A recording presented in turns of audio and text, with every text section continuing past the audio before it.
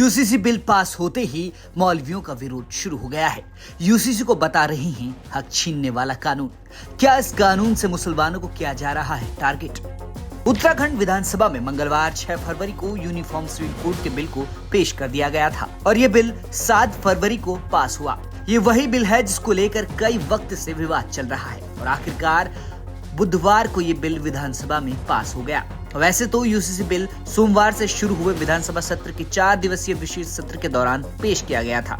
आपको बता दें, इस बिल का काफी लोग विरोध कर रहे हैं। विपक्षी दल समेत कई मौलवी विरोध प्रकट कर रहे हैं। मौलवियों का कहना है कि यूनिफॉर्म सिविल कोड से मुसलमानों का कोई नुकसान नहीं होने वाला, जबकि जनजातियों को इसमें शामिल न किए जाने से उनका नुकसान होगा। साथ ही उनका कहना है कि अगर कुरान में मुसलमानों को दिए गए निर्देश के खिलाफ है तो हम यूसीसी का पालन नहीं करेंगे और अगर ये निर्देश के अनुसार है तो हम इसे समस्या नहीं मानते। एक प्रदेश एक कानून, यही तो है यूनिफॉर्म सिविल कोड का मतलब।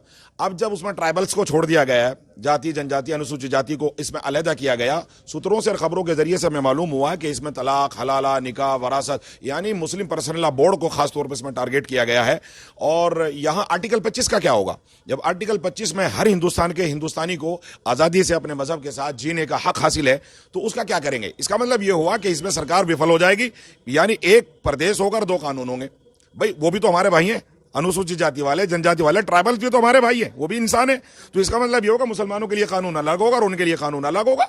तो इसके लिए हम सरकार से कहना चाहते हैं कि ये इसमें आप विफल हो जाएंगे और ये एक जो है 2 कानून और एक जो है प्रदेश हो जाएगा, और जो हमें मंजूर नहीं है। अगर ये कुरान के खिलाफ या इस तरह के बेईमानी की तरफ हमने जाता हुआ देखा तो हम इसका विरोध। आपको बता दें कि कानून बनने के बाद से आजादी के बाद उत्तराखंड ऐसा पहला राज्य है जहां यूसीसी लागू हुआ है।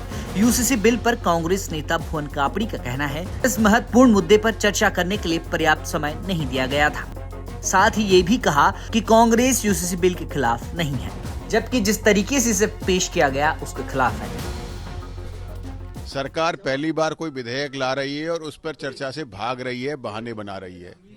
इसे महत्वपूर्ण विषय अगर सरकार मानती, इस पर सरकार गंभीर होती और सरकार ये चाहती कि ये मजबूती से आए, तो सरकार इसे पढ़ने के लिए 1 दिन 2 दिन का समय देती, उसके बाद विस्तार से चर्चा कराती। तो सरकार विधेयक पर चर्चा से भाग रही, यानी दाल में कुछ काला है। सरकार का ये सिर्फ राजनीतिक स्टंट है लोकसभा चुनाव को लेते हुए, और जनता के हित अहित की मंशा कहीं नहीं दिखाई दी। बता दें कि बीजेपी ने साल 2022 में चुनाव के दौरान अपने घोषणा पत्र में यूसीसी लाने की बात की थी और कहा था कि अगर ये बिल पास हो जाता है तो धर्मों के कई पर्सनल लॉ खत्म हो जाएंगे, जैसे शादी, तलाक और जायदाद में बंटवारा। फिलहाल उत्तराखंड में ये बिल पास हो चुका है। देहरादून से अंकित शर्मा के साथ ब्यूरो रिपोर्ट, उत्तराखंड तक।